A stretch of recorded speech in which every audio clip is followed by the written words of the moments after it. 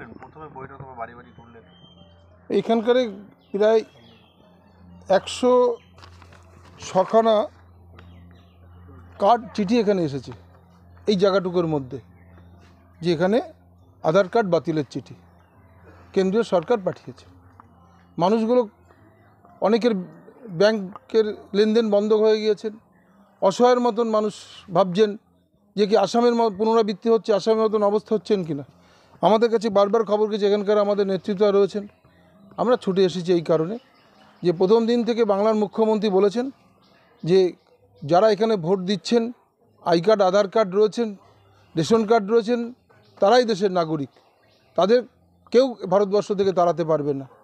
কেন্দ্রের সরকার প্রতিনিয়ত ভাতে মারবার চেষ্টা করছে, নিরাশ্রয় করে রেখেছেন, 100 দিনের কাজের টাকা বন্ধ করেছেন, এখন অ্যাকাউন্টগুলো বন্ধ করে দিয়ে তারা ভাবছেন যে বাংলার মানুষের উপরে একটা চরম আঘাত আনতে চাইছেন। কিন্তু বাংলার মুখ্যমন্ত্রীর নাম মমতা বন্দ্যোপাধ্যায়, তিনি আছেন সবসময় পাশে, প্রয়োজনীয় ব্যবস্থা তিনি নিচ্ছেন।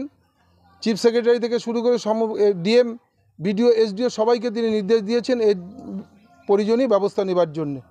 মুখ্যমন্ত্রী বলেছেন পশ্চিমবাংলায় আমি এনআরসি করতে দেব না, এই এনআরসির নামে মানুষের আসামের মতন বিপদগ্রস্ত হবেন, মানুষ অসহায় হবেন, মানুষ দুশ্চিন্তায় রয়েছেন। সেই কথা বলার জন্য এসেছিলাম যে মুখ্যমন্ত্রী এই বাংলা এনআরসি করতে দেবেন না, বলেছেন আমার বুকের উপর যেতে হবে, আমার জীবিত অবস্থায় পশ্চিমবাংলা আমি এনআরসি করতে দেব না। আজকে মানুষরা আমরা বলাতে কিছুটা তারা স্বস্তি পাচ্ছেন, তারা অত্যন্ত বুঝেছেন যে তাদের মাথার উপরে মুখ্যমন্ত্রী রয়েছেন। এই কথাগুলো বলার জন্য, তাদের আশ্বস্ত করার জন্য আমরা এসেছিলাম, কারণ তাদের পাশে সবসময় আমরা রয়েছি, বাংলার মুখ্যমন্ত্রী রয়েছেন। বেশ কিছু ক্ষেত্রে দেখা যাচ্ছে কিছু কিছু লোকের আধার কার্ড আবার অ্যাক্টিভ হচ্ছে, মানুষ কি সেটা আশ্বস্ত হতে পারছে যে এটা অ্যাক্টিভই থাকবে বা পরবর্তীতে কোনো অসুবিধা হবে না? না, এখন তো সব জায়গায় কিছু হয়নি।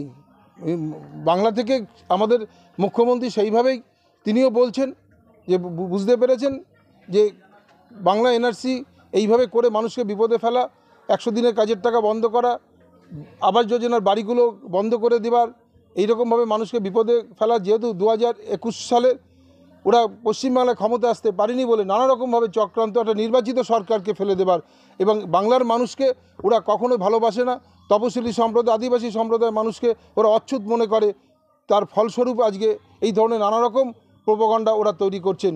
কিন্তু বাংলার মুখ্যমন্ত্রী এগুলো সমস্ত কিছু তিনি দেখছেন এবং তিনি মানুষের পাশে রয়েছেন। আমরা উন্নয়নের পাশে রয়েছি, মানুষকে নিয়ে উন্নয়ন করছি।